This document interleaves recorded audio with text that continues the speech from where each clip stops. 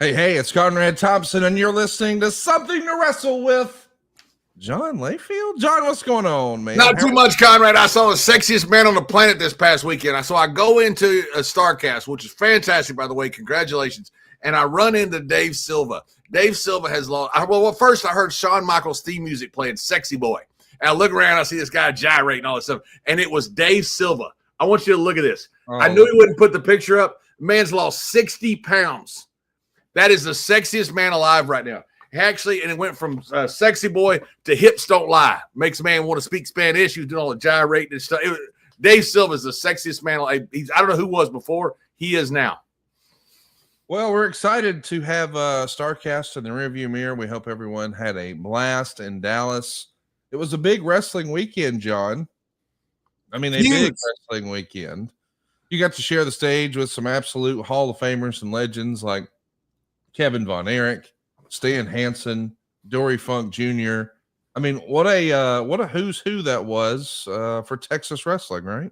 Best panel I've ever been on by far. Well, not even close. You know, I grew up in the position between the Funk TV and the Von Erich TV, so I got both. Both of them came to Abilene. Both of them came to Sweetwater when they wrestled, so I got to see them growing up. The Funk brothers, the Von Erich brothers. And to then be on stage with them years later, along with Stan Hansen, who has had such a big impact on my career. That was one of the panels that I'll never forget. That was worth the trip in and of itself. We are delighted that everyone had a blast in Dallas. Of course, it was a big wrestling weekend with a whole bunch of wrestling shows happening in Dallas. And, of course, a big show down in Atlanta, too. Saturday night's main event is now in the rearview mirror. Goldberg is going to be our topic today because, well, he was our topic this past Saturday at Saturday night's main event. Let's talk about the show, John. I don't know how much you got a chance to see. I know there was a lot of travel involved for everyone on Saturday, but Goldberg was not victorious. And I kind of assumed, since they never officially called it Goldberg's last match, that if they don't call it that, they can always do a comeback later. They were careful to not say it was his retirement, but it certainly felt like if it's not his last WWE match, it's certainly his last match in Atlanta. It was a celebration of Goldberg, perhaps one that was cut a little short due to time constraints. I got to see the in-ring speech on YouTube. Cody Rhodes came out and paid his respect, and Goldberg got to love on his wife and son and deliver some really positive messages. It was a really cool thing for Goldberg. I like to see DDP and Ernest the Cat Miller, and I was kind of surprised to see Chuck Zito. Huge smile on my face seeing Doug Dillinger knock on Goldberg's door one last time. What did you think of the presentation, Jim, of Goldberg this past Saturday night on Saturday night's main event? I hope you realize you just called me Jim. Did I? Yeah, you said, I'd hate to roll the tape back on you and actually call like a penalty flag, to make a replay. But you said, what do you think, Jim, about that? Oh, so my apologies. Well, you're apologizing to Jim Ross, or you're apologizing to me? That's a fair question. If I'm honest with you, after every StarCast, I have the extreme sniffles, and they have started this morning. So I didn't sleep very good last night. I'm on like 90 minutes worth of sleep. So my apologies, John. What if I'm called Jim Ross, that's a heck of a compliment. I love JR, and he's one of the greatest of all time. He's a good friend. So if I'm called Jim Ross, that's a heck of a compliment. I thought it was awesome. Like when I walked out, I popped like crazy, man. When I saw Chuck Zito there, and I saw Ernest, DDP, and all the guys. I mean, I just, especially Chuck. I didn't expect to see Chuck Zito there, and that was really cool to see Doug Dillinger. I mean, that was. Some things, it almost looks gratuitous when you have legends just kind of around. This didn't. This looked really cool. I thought what they did was incredibly well done.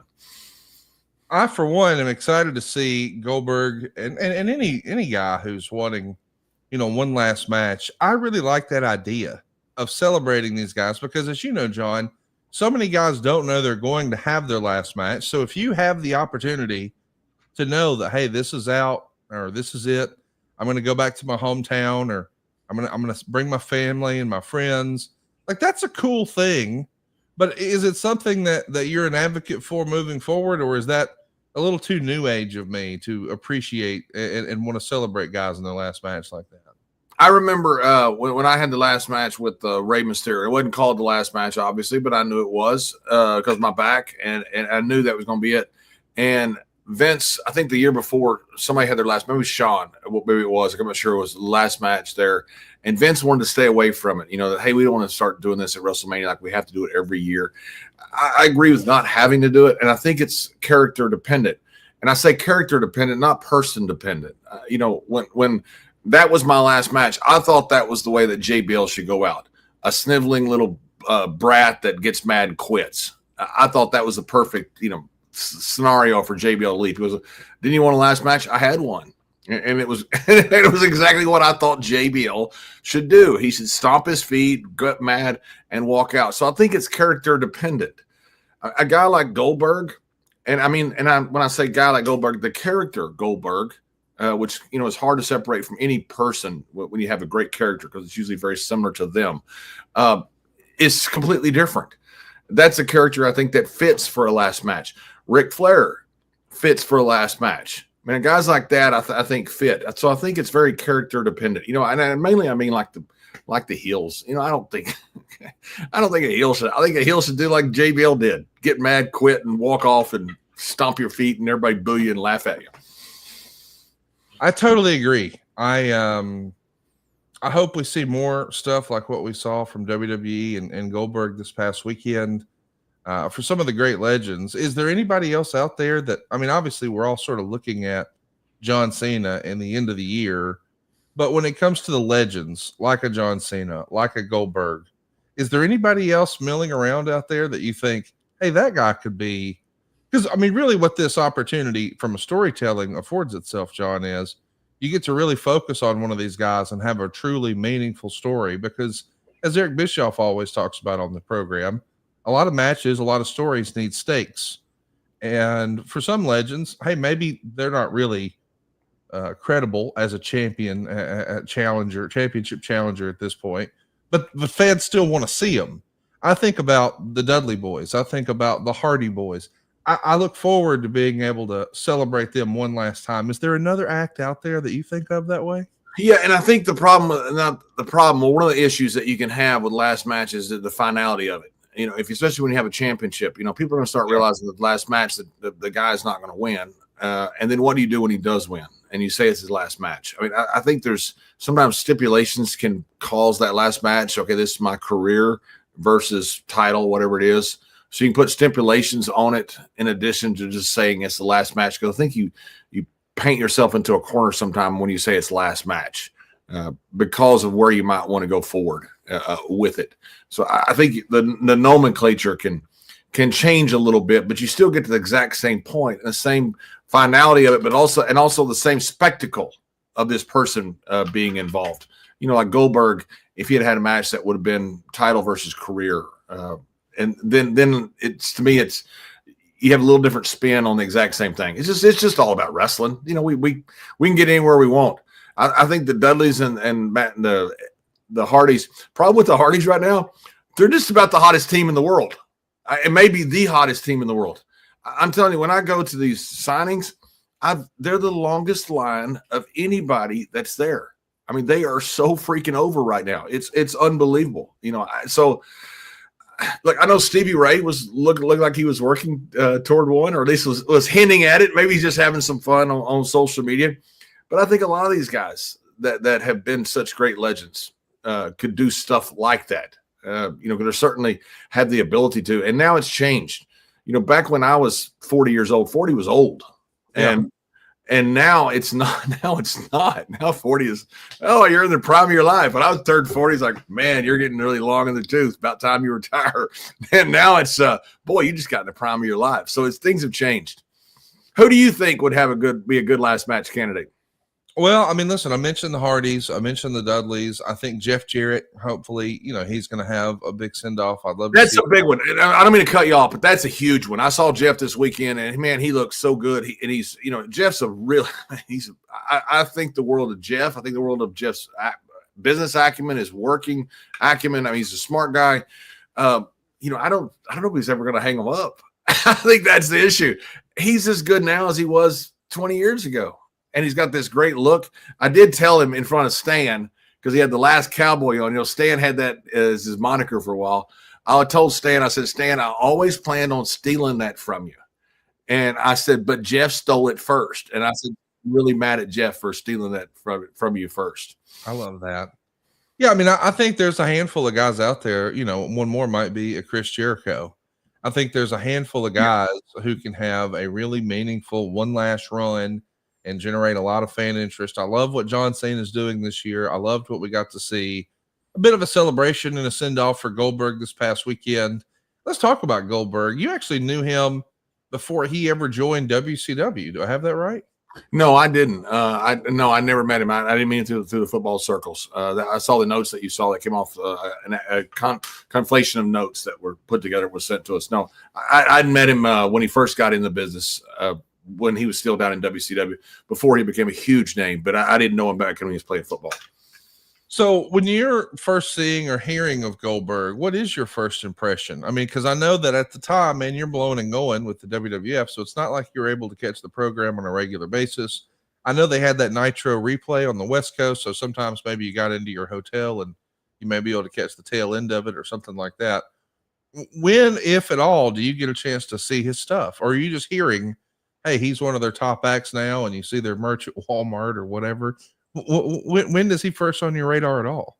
I saw him some night. We were in a bar somewhere, and me and Barry Windham, and they had a replay of one of the shows that they were on, whatever Nitro or one of the shows. I don't know which show it was. We were just sitting there in the bar watching it, and we're sitting there having some drinks, and I'm looking up, and they've got this great big guy. He's a new guy, so obviously he draws some attention. So we kind of sat there and was watching him for a second, and wasn't really paying attention. And then he does his finish, the big spear. And I didn't really see it because I just kind of saw it at the side of my eye. And Barry Windham says, what was that? And I said, oh, this is test press. And I saw the replay. Barry goes, no, it's not. He just almost killed him. And I look at it and go, oh, my God. He almost cut him in half. And that's the first time I noticed Goldberg. And when I saw that, I mean, the way he hit the spear and the way he hit it up higher up on the chest, it was just – which is the way you take care of a guy a little better. But it was so violent. And I thought, my God, man. And then I saw him afterwards, raising the thing, the tongue coming out and all that stuff, the crowd going nuts. And I thought, my God, man, this guy's something. And had no idea who he was, just saw his name on the TV, and that was it. And after that, I thought, this guy's somebody to watch.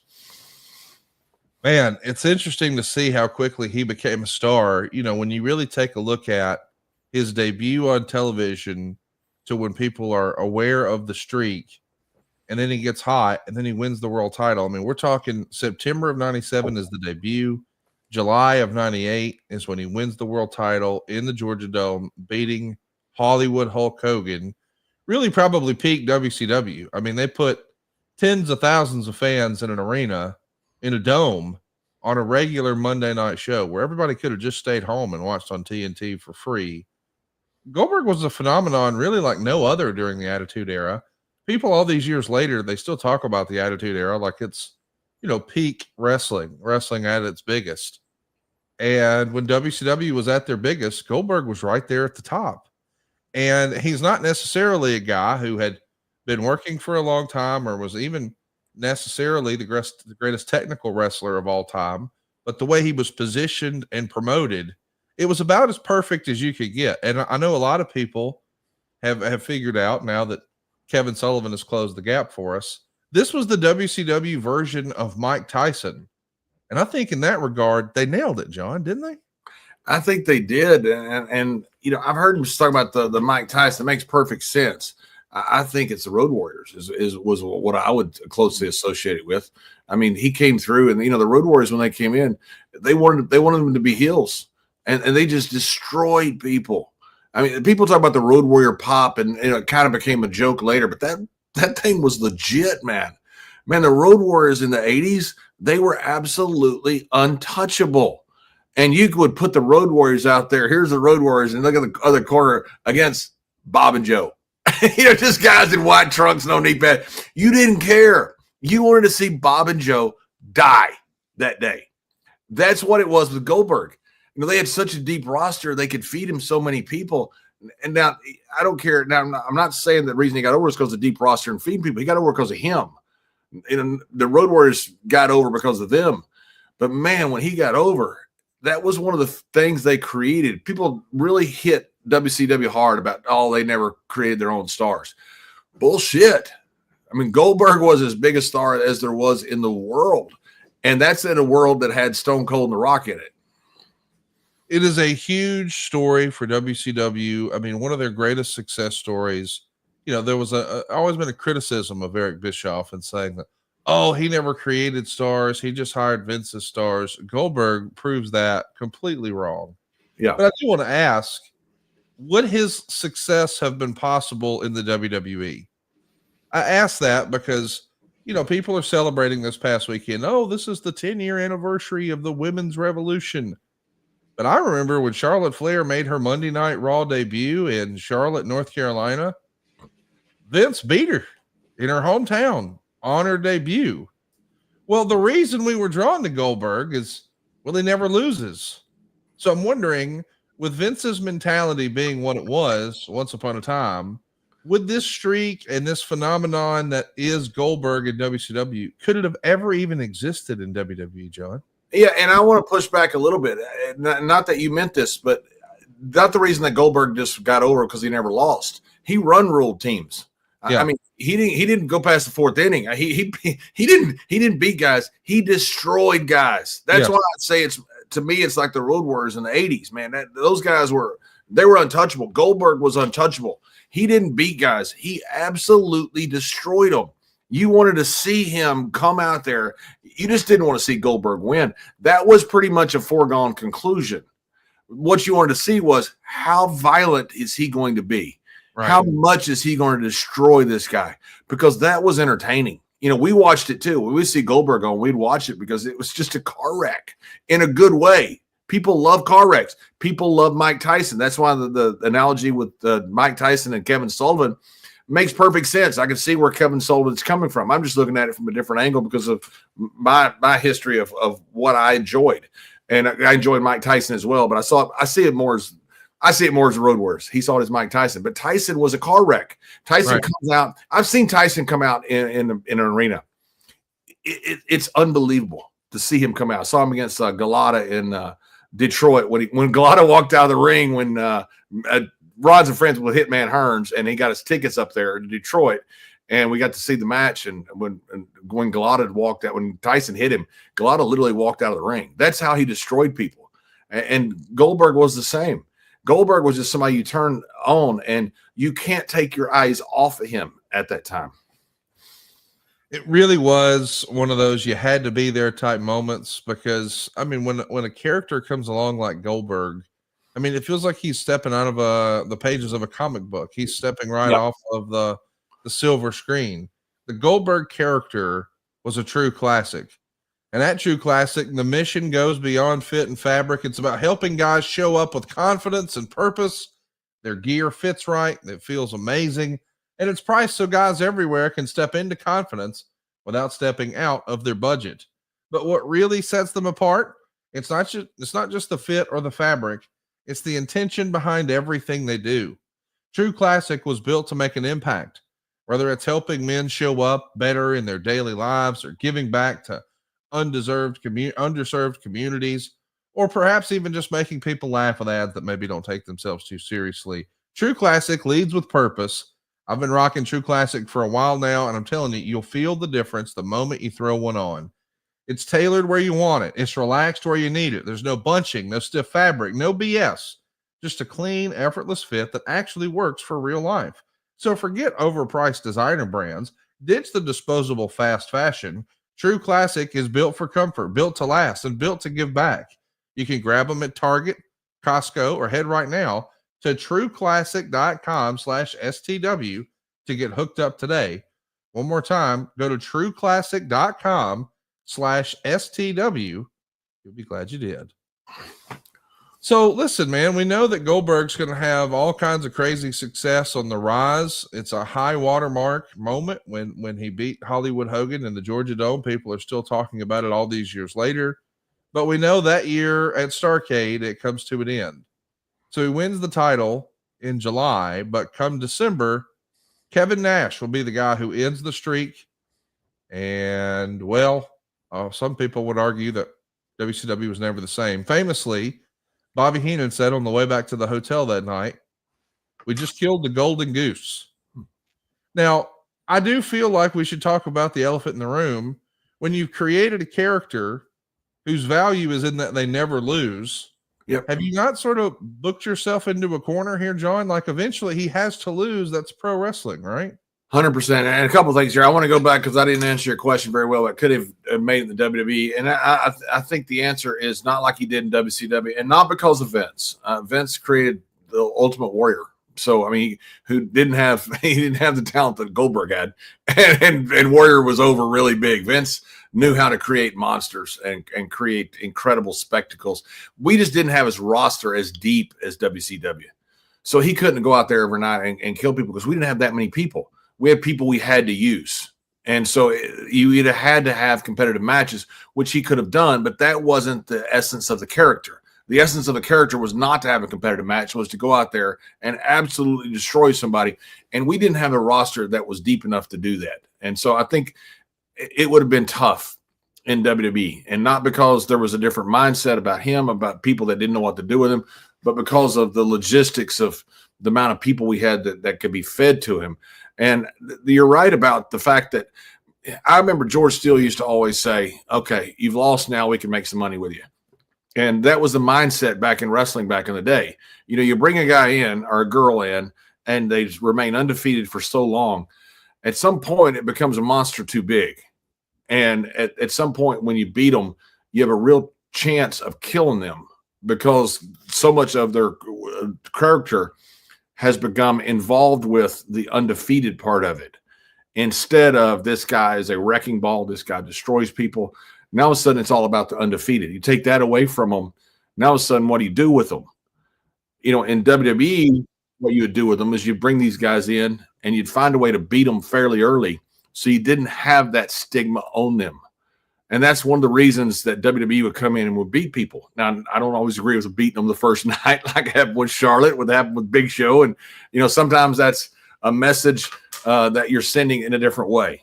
And so, yeah, I thought they painted themselves into a corner because everything became about the streak. And all of a sudden you lose the streak. Now what are you going to do? You know, at this point, now you can become a character and make some money. But I didn't think WCW had the ability at that point to do that. I do want to ask you, you know, when you think about guys whose character is based on not losing, like once upon a time, I mean, that first run of Mr. Perfect, they protected him for a long, long time. Do you think that sort of thing matters today in wrestling? Like, I know that people say wins and losses don't matter, but then you take a look at the way a guy like Roman Reigns has been presented over the last 5 or 6 years, and you think, well, maybe it does matter. What do you think? Do wins and losses matter now when it comes to a streak like this? I'm talking about Goldberg and even back in the day, Mr. Perfect, because I feel like a lot of times I hear from guys who say, no, streaks don't matter, that what they did with Goldberg was stupid. But they'll also, I'll catch them saying something like, man, Undertaker should have never lost at WrestleMania. And it's like, wait a minute. I thought wins and losses don't matter. Reconcile this for me, John. Let me sit under your learning tree. Teach me. I don't know if I have a learning tree. I may have a learning tree so small that only Hornswoggle can get under it. And if he gets under it, I'm going to hit his little ass with a trash can, by the way. Yeah, I think I do think they matter. And I don't think that's old school. I don't think that's a matter of an old guy saying, oh, it matters. You know, if anything, I'd be the guy saying it doesn't matter because it's a work. I think they do matter. You know, Piper didn't lose. Piper did not do jobs. So that's why when he did one or two, it was such a big deal. Now, the difference was they didn't make a big deal out of Piper not losing. You know, Piper just took very good care of himself. And so I think it does matter. And you look at guys that go in, fans understand this. They understand. Look, I'm not saying that they don't know it's a work. They all know it's a work. I have no issue with that. But when a fan comes in on a special appearance and when a star comes in to a territory and just loses to a top guy or a medium guy, wherever, in a non-competitive fashion, or even in a competitive fashion where it's definitive, people understand that. You got the star pegged here and you've got the other person pegged here. That's unmistakable, 100% unmistakable. I don't care if you say, well, it's a work. Yeah, but if it's a work, this guy's still right here. and this person is still right here. And so absolutely, I think it matters, and now whether guys can take care of themselves, that's a matter of how much power you have and what you have in your contract. I don't know if anybody has creative control today. I can tell you I don't want to let too much of the recipe out, but there guys it have to be able to go in there and take care of themselves, go in different places. And people forget about that. It's, I'm in a huge spot. It's wonderful. Yeah, it's wonderful, but sometimes you got to take care of yourself too. The old guys always did, and the guys that are over today still do. So yes, Conrad, I think it matters. I do want to ask you a little bit about the whole comparison between Steve Austin and Goldberg. A lot of fans would see Goldberg and the rise that he was on. Again, it started in September of 97. So that's around the same time, it's just a few months prior is when we really saw things get kicked off. Or I guess it was actually the same time where Austin starts stunning Vince McMahon. That's actually the same month, September of 97. Wow, I just put that together. So when you're really starting to break out Steve Austin, to not just have some momentum, but it's clear he's going to be the top guy. Magically, a guy, bald with a goatee, black trunks, black boots, he starts getting a push on WCW TV. Fans drew a comparison. I'll admit at the time I did not. But later when I heard we've mentioned it already, Kevin has said, I'm talking about Kevin Sullivan, he wanted the short black boots. He wanted the knock on the door in the backstage area. He even put gloves on him. He was trying to mimic the sort of less is more approach of the style and the briefness of the matches and things like that of Mike Tyson. But the look, a bald dude in black trunks, black boots, and a goatee. Did you see any comparisons at the time to Steve Austin? Did the boys in the locker room think, they're just trying to rip off Steve? What's amazing about this, Conrad, if these were people of color or of different ethnicity, you'd be called a racist right now. That's right. Yeah, I agree. Because you say, well, what do you mean? Well, because they're two white, jacked up guys with bald heads. So, and now people, it's crazy the way people look at this stuff and, they want to pick their fights and, God almighty, I can't stand those snowflakes that do that. There's reason they should be living in their mom's basement. If they don't, I think they should move back in. I think they're much safer there. The world's a safer place in your mommy's house. But that's where the comparison ends. Yeah. And Conrad, I agree with you. I mean, look, this is two white guys that are both jacked up, bald guys, goatee, huge guys, incredibly intimidating, incredibly physical, and incredibly intense. That's where it ends. Because Steve, one of Steve's biggest things was he could talk. Not that Goldberg can't. Goldberg didn't. Goldberg's whole deal was you're next. Steve's biggest deal was Austin 316, and he cuts a promo for the next 20 minutes. And also Steve would work for 30 minutes or 40 minutes. Steve had these incredible matches that he'd go out there. Goldberg was a complete different character. Goldberg was a person that didn't say much, didn't speak much, came out there and absolutely destroyed something. And so to me, I remember at the time seeing it, and I remember when I first saw it, I thought, man, this looks like a Stone Cold ripoff. And then when I watched that, nothing close, nothing at all similar. I can see why people on superficially from 10,000 feet would look down and go, that's a Stone Cold ripoff. But once you look at it at any depth at all, you realize it's not. So let's talk about when WCW goes down and it becomes apparent that a lot of those guys are going to be joining the WWE locker room. Did you think there was an opportunity for Goldberg to come in? Did you think he could, that style and his work could work with a WWE presentation? What did you think about Goldberg in the WWE before it actually happened? Let me ask you something first. I'm a little interested about what happened after with the deal with Kevin, and you got to lose at some point. No matter who, and Kevin is probably the right guy to lose to. Do you think they could have done something different with him at that point, or do you think that WCW was it such problems because of being sold and all that stuff and creative changing and them trying to figure out a way to get rid of their most profitable segment of their business, which was crazy? Do you think they could have done something different with Goldberg then? I actually would have preferred if he lost to Halloween Havoc the prior year. He wrestled Diamond Dallas Page, and that was a show where, well, infamously, it went too long, and they forgot to notify a lot of the pay-per-view distributors, so the ending was cut off. So it wound up being a monumental snafu. It's also the notoriously bad match between the Ultimate Warrior and Hulk Hogan on that same show. But in my head, you know, the Diamond Cutter, if we think back, was once upon a time the hottest move in the business. And if Goldberg would have missed a spear and knocked himself out on the ring post or something and then falls into a Diamond Cutter, I don't think there would have been any shame to, you know, your own move knocked you out. He reversed your own move on you, you know, that sort of stuns you. Then he hits the Diamond Cutter and you're finished. But when it was a series of run-ins and tasers and all the other stuff they did in the main event of Starrcade, I was a little like, I don't know. But I will say this, if you go back, if you watch the crowd, man, they were with it.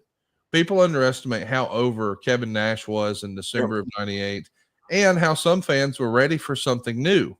I mean, that does become a thing where you see, you know, we've all heard it, the Super Cena backlash. Like, people got tired of seeing the exact same thing from John Cena and him overcoming all odds like he was a superhero. And I think that's what they were trying to do is, hey, let's move on from this before it starts to have backlash. Don't you think? Yeah, I think so. And I thought Kevin Nash was the right guy to do it. I mean, Kevin changed the whole business. The whole business. I mean, I'm in a wonderful house right now and drive a nice car that I own because one of the reasons is because of Kevin Nash. Stone Cold has a lot to do with it too, but Kevin changed the business. I mean, we went to WCW, you know, Scott obviously going first, but everything changed from guaranteed contracts. And all of a sudden they drew money first. And that translated to us. We had to answer, and we did. And thank God Stone Cold got hot. And all of a sudden, the business is one of the hottest it had ever been. You can argue against it for today's business. You know, that's a different topic. But Kevin was responsible for a huge part of that. And fans knew that. And so I thought it was fine that Kevin was the guy. You know, DDP, I think, would have been good also. He was incredibly over. And everything you say is right. But I thought Kevin was the right guy. I just thought what they did with him next, I thought they could have done something better. And I don't know what that was. I don't think they had a real plan for him after that, because I don't think they had a plan all along. They just knew they caught a freaking whirlwind by the tail. And let's ride this thing. We don't know where it's going. Well, then all of a sudden you find out where it's going. Now's when you got to have people come in going, okay, here's what we're going to do. Here's where we're going to go. You had that with Cena. You just didn't have that with Goldberg, I don't think. Yeah, I totally agree. I mean, we've even seen interviews with Eric Bischoff where he admits, hey, we didn't know what we had with Goldberg. That wasn't the plan. It just sort of happened. And when fans got behind it, we pushed it. But if we're honest, the streak wasn't planned either. I think it was right before Undertaker went 10-0, where Michael Hayes piped up in a meeting and said, hey, do y'all know that Undertaker's never lost at WrestleMania? And if he wins this Sunday, he'll be 10-0. Something along those lines. And that became a thing. God, Michael Hayes is good, isn't he? Yeah, I want to ask. I tell you, Michael Hayes is a freaking savant. Of course, it's Michael Hayes that come up with that. Are there any other like accidental happenstances like that jump off the page to you in WrestleMania where you didn't realize that something had happened and then, oh, wait, yeah, this is right here? Like when you think back through your career, was there something that wasn't planned and it just presented itself like that? And it was like, man, why didn't we think of that beforehand? Does that even exist, or is it that uncommon in wrestling? No, I think it happens all the time. Now, a lot of things happen in wrestling that are unplanned that just kind of take off, you know, like the Austin 316. Yeah. Much smaller level, not even on the same radar screne. I'm going to make sure and make that distinction. But Wrestling God was the same way. We needed a segment because a match had gone long. And so all of a sudden they stick me in the backstage area with Teddy Long. And we were sitting back there having some drinks and stuff. And they're going, well, what do we do? John, just have a celebration. That whole thing was ad-libbed. And so when I said, Teddy, you know, I'm a god. I'm a wrestling god. That's where the whole thing came up. And then all of a sudden it became a catchphrase. You know, a lot of things happen like that. When you have really creative guys doing things, especially when you're ad-libbing, all of a sudden you have something. The Four Horsemen were like that. You know, Arn Anderson said, you know, famously told the story about how he named them the Four Horsemen, and all of a sudden everybody's pulling up the fingers. One of the greatest names of all time. Most things happen like that. Out of very creative people being in a position where you've got a live mic and a live camera, and you got to fill some time, and you're trying to do something creative, and all of a sudden those juices flow, and something really cool happens. it was really, really fun to see the rise of Goldberg in WCW. But now that they're done, people were curious, is he going to make the jump to WWE? It looked like once upon a time that was going to happen. We're reading in the newsletters that there were conversations, but we never actually see anything. And as the story goes, Goldberg actually talked to Vince at Kurt Hennig's wake in Minnesota. And that actually gets the ball going again about renewed talks about perhaps putting together a deal. I'll admit, I had not heard that until we did research for this episode, that these two guys bump into each other at the most unlikely location, another wrestler's wake, and we're going to have an opportunity to do business in response to that. That's a crazy story. I mean, it does tell you that, you know, not everything goes according to plan, but God has a plan. What are the odds these two guys are in the same place in the first place and at a wake of all places? But here it is. Right. You know, it's very reminiscent of the story. A lot of things happen like this. We were just on Stories of Briscoe and Bradshaw, and the famous time when Ole Anderson wanted to create a blood oath between him and the Briscoes in a hotel. Jerry Briscoe still has the knife. He showed it up on our show. It's actually unbelievable. So Jerry keeps everything. That's why the shed treasures are so big. But the famous story, the reason that Georgia Championship Wrestling got sold, one of the biggest events in the world, was Jack Briscoe asked Crockett to call Vince because he heard that Roddy Piper had cut some fingers and was going to lose potentially could lose part of his fingers due to amputation because he cut the nerves. And Crockett said, I'm not calling Vince, you call him. And Jack Briscoe called Vince McMahon on Crockett's phone in front of Jim Crockett. And Vince McMahon, that's when he first started working out the deal to buy Georgia Championship Wrestling. While he's on the Crockett's phone in front of Crockett. And he said, can you talk? And he said, no. So I'd like to talk to you sometime. So all of a sudden, Vince, it occurs to him that, hey, I've got Jack Briscoe on here. I might do something with this guy. And he arranged later the meeting where they went up and ended up selling Georgia Championship Wrestling. So for Vince, is this unusual? Yeah, but is it out of the ordinary? No. So I can see Vince sitting there, and Vince's mind goes 100 miles an hour in a world that has a speed limit of 30. And so when Vince is sitting there and all of a sudden he sees Goldberg at this wake, I'm sure Vince loved Kurt. But he's all, oh, hey. And I'm sure in his mind, all of a sudden, all these things go through and all these scenarios go through. And so it kind of makes sense if you know Vince, which nothing makes sense with Vince. I do want to ask you about a report that's out there, because I can't help but think that this feels silly, but maybe it's real. I guess there was some legitimate heat once upon a time with Triple H and Goldberg. This goes back to 2000. In the year 2000, I guess Triple H is doing a radio interview. He's obviously there to promote WWE and their live events and pay-per-views and what have you. He's asked about Steve Austin, and, he says he's the hottest thing in the business. He's asked about Goldberg, and he says something like, I don't even think the WWF would want him. And he points out his flaws. And I guess that leads to Goldberg actually confronting Triple H, who was with Stephanie McMahon at the time, at a toy fair. And this becomes an ugly scene in public, with Goldberg trying to address this, slight from the radio. But man, I couldn't help but think to myself as I read this, like, what was Hunter supposed to do? He's promoting the WWF on a radio show. He can't be super complimentary of the competition.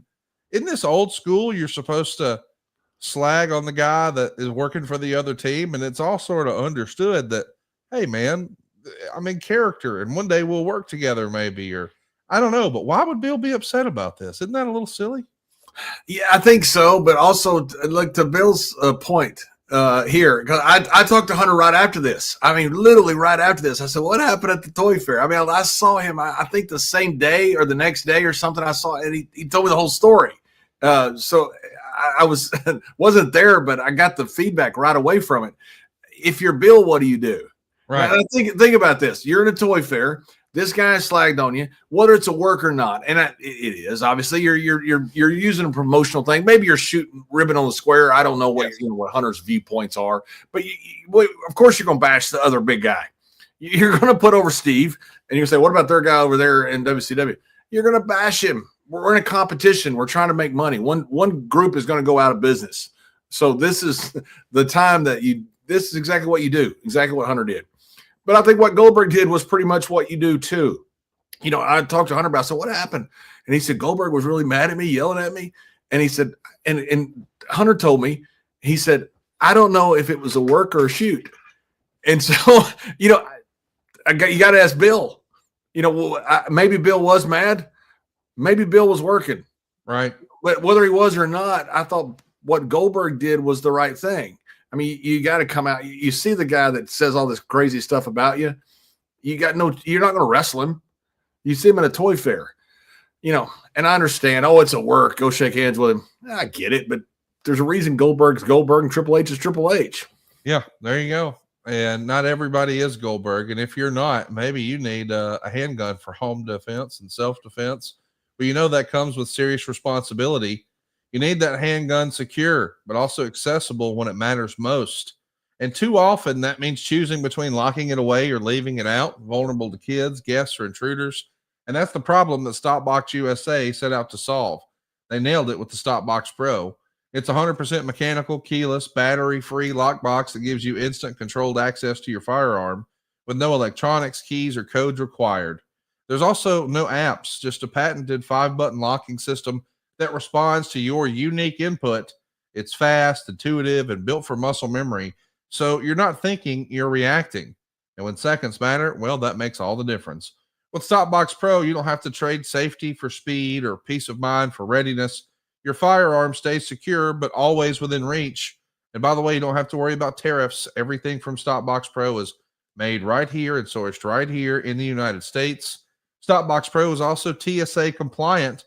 And right now, for a limited time, our listeners can get a crazy deal on Stopbox. Get 10% off your entire order when you use the code STW. And for even better savings, shop their bundles for the best deals on their best-selling products. Check out their bundles and save an exclusive 10% off site-wide when you use our code STW at StopboxUSA.com. Discover a better way to balance security and readiness with Stopbox. Hey, man, let's talk a little bit about when we first know that Goldberg is coming in as fans. We're all watching WrestleMania, and a commercial runs in the middle of WrestleMania for Backlash. That's when we know that Goldberg is going to appear. The next night after WrestleMania is going to be Rock Appreciation Night, and this is how we see the debut. Goldberg is going to spear The Rock. It's clear this is going to be his first opponent in his first program. What do you think of the way they debuted Goldberg in the WWE? The night after WrestleMania, calling a shot with The Rock. I thought it was great. I thought it was fantastic what they did with him. I wish we'd have got him during the invasion. I mean, I think that's one of the reasons the invasion failed was because we didn't have Goldberg. We didn't have Hall. We didn't have Nash. We didn't have Bischoff. We didn't have Hogan. You know, we had Booker T, who's a 2-time Hall of Famer. We had DDP, who's a Hall of Famer. We had a bunch of great talent, but they weren't the guys that started the entire Monday Night Wars. You know, that was Hall and Nash. And so if they're going to do an invasion, you got to have Hall and Nash. And you got to have Goldberg, you know, the one star that WCW created. I guess you could say Booker too. You know, I don't know if that you could give WCW credit for Booker or not. He was already there, and you know, anyway. I thought Goldberg. We really missed out on the invasion. That's why when we talk about WWE working with companies now, they've done a horrible job the whole time I was there. I think they've learned their lesson. I think, you know, one of the reasons is during that time was because Vince was still in the mindset of I'm still at war with these guys. Yeah. There's no war anymore. So there's a different mindset going into mergers and partnerships. But I thought it was great what they did with Goldberg. I just thought it was late. I just wish he had been there at the beginning. If he'd have come at the beginning with the invasion with Booker T, holy shit, that would have been good. Yeah, no doubt. In an alternate universe, I would have loved to have seen it. We know that Goldberg is finally here the night after WrestleMania a few years later, and it's actually down 30% from the prior year's Monday after WrestleMania. So the Goldberg tease at WrestleMania didn't necessarily result in a bunch of views, but hey, maybe we'll get them in time for the big payoff with Rock and Goldberg. But on the way there, yeah, but wait a minute. I read those notes, and I disagree with that. You got one, not with what you said. You know, facts are facts, but you know they say numbers don't lie, but numberers do, and so it's how you want to interpret these numbers. You can make it any way you want. Maybe it was Rock, maybe it was the rest of the roster. I mean, that was one part of the show that Goldberg was going to be there, And so I'm not a Goldberg apologist here. I'm not just here to stick up for Goldberg, but I see these numbers and people want to blame it on certain things. They want to blame it on certain biases that they have, that they want to take these numbers and go, okay, I want to find some numbers to justify my point of view. I think that's what this was. I don't think it was a matter of Goldberg being there that numbers are down. You got a whole rest of the roster. You got a Rock Appreciation Night. You got a lot of things going on here. I think it's unfair to blame this on one person that was one segment of the show. I want to be clear. I wasn't even trying to remotely insinuate it was Goldberg's fault. And I know you weren't. I should have been more clear about you saying that. When I read the notes, they were pretty adamant about what direction that they were going. I'm talking about older notes that came through, sure, your dirt sheets and things. Well, Dave Meltzer was certainly breaking down that, ratings were down from the prior year. But I would go with this. Ratings are down from the prior year, and that's why Vince finally brings Goldberg in. Right. Like, Vince was a businessman. He's managing the bottom line. He's not going to add a bunch of new expense unless he feels like it's absolutely necessary. And this is very much a time where, we think Steve Austin is going to be wrapping up. We know Goldberg is a big star, and we need a big star because The Rock's going to make movies. Stone Cold's out hurt. There's no competition. WWE has always done phenomenally well when there was competition, but now without any competition, well, fans are paying less and less attention. They had been in a downward spiral really since WrestleMania 17. Now, a lot of people point to the lack of competition, and don't get me wrong, that mattered. But turning Austin heel in WrestleMania 17, it started to peter out after that, just organically. So 2 years later, Vince hits the panic button and thinks, hey, how do we pull this nose up? We'll bring in Goldberg. It doesn't work on night one, but a lot of fans may not have even heard that Goldberg was going to be there. So you can't count someone's surprise debut. If that rating in a surprise debut doesn't do bananas, again, it's a surprise. How would anyone know? So we'll see if he can get the train back on track. Not Goldberg, Vince, with the presentation and what he's put together here. Yeah, Conrad, you lose three of the biggest stars in the history of the business. You lose Stone Cold. Yes. And I can't say, I've said it so many freaking times. When I got there in 95, we couldn't give away tickets. We started to quit running big arenas events, so we can't run small arenas. We started running a sportatorium in Dallas because we couldn't sell tickets for Reunion in Dallas. And Vince said, we just can't do that. The optics of that are just terrible. That's how bad business was. And then all of a sudden, Steve gets hot. Any building you put his name on in the world, we sold out with Steve. NWO is hot down in Atlanta. And now all of a sudden, we've got Steve who's hurt, and he's about to be gone. The Rock comes along, and for the first time probably in the history of the business, you have two megastars at the same time, The Rock and Stone Cold. He's about to go do movies. And Shawn Michaels, who was the heir apparent, hurts his back and is gone. We've lost three of the biggest stars in the history of the business, maybe the biggest stars. And all people are looking at it and saying, well, you guys are having problems because you didn't have competition. No, we had bad luck. Well, let's see if the luck gets back on track with Goldberg and the WWE. It's not without controversy. Very quickly, there's some backstage issues. This is what's written about in the Wrestling Observer newsletter.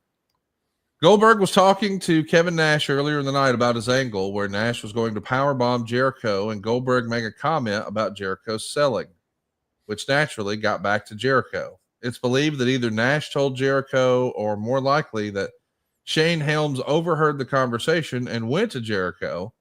Jericho went to Goldberg and said something to the effect that they were no longer in WCW, and in WWE, guys try to help each other. So if he had anything creative to say it to his face or stay out of his business. The two had words, which heated up, and the language got colorful. Apparently, Goldberg went to grab Jericho by the throat, and Jericho grabbed her front face lock, and they both went down when it was quickly broken up. The two had more words after it was broken up, back and forth, before they both shook hands.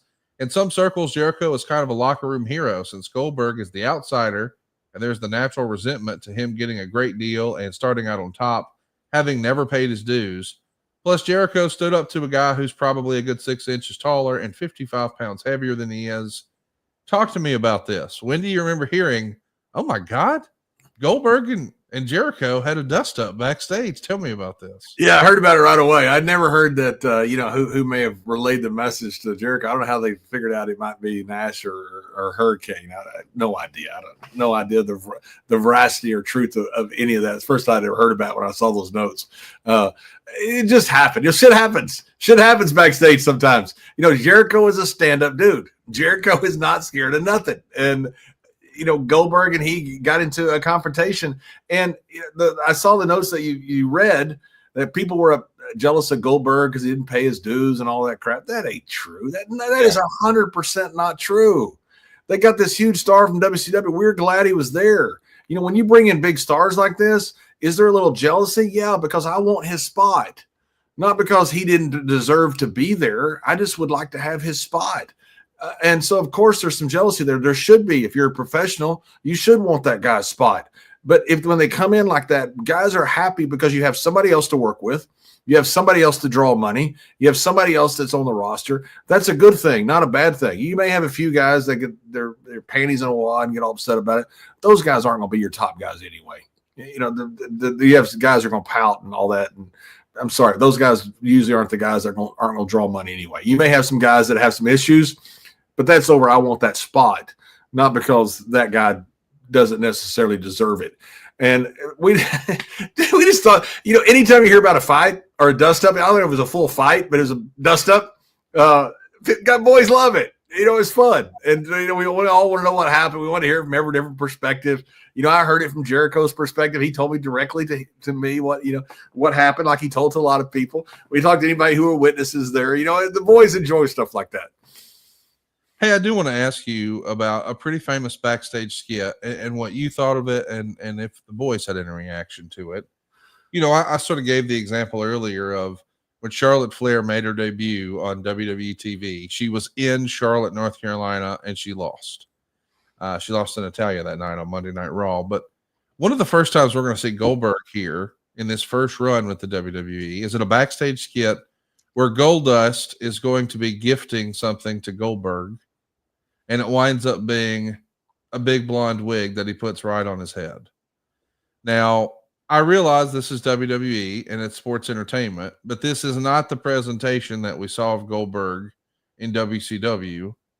And I can't help but wonder, is this almost like the Goldberg equivalent of Vince having JR join the Kiss My Ass Club? Because that's what it feels like. It doesn't feel like, if you're really trying to draw money with Goldberg, that if you know what worked before, why would you go so far in the other direction with this wig spot, which, by the way, has a place on the card. I'm not mocking that. I absolutely love the Goldust character and some of the things he was doing, but it didn't feel native to the Goldberg character. And that's why it was supposed to be funny. Did you have a problem with this? Was it a misstep? Was it a fumble for Goldberg? I think a couple things. I think it may have been a misstep, but not on purpose. Yeah. People always say, "Oh, Vince just brings guys in to fuck with them." He may have brought some guys in to do that. This was not the case. Not to my knowledge, and I was around. Most of the time, if it was a bad idea, it was a bad idea because Vince had good intentions with it, not because it was. Now, think about what Vince was doing. I know Vince's mindset pretty well, not very well. Otherwise, I'd probably be a billion, have an extra comma to my net worth like Vince does. But Vince loved to create guys that could do other things. So you had to create depth with Goldberg. So to be in WWE, you had to be able to cut promos. You had to be able to talk a long time. I don't know if Vince thought that Bill could do this or needed a segue to be able to do that. But this gives him that segue. All of a sudden, you give this character depth. You give this character layers.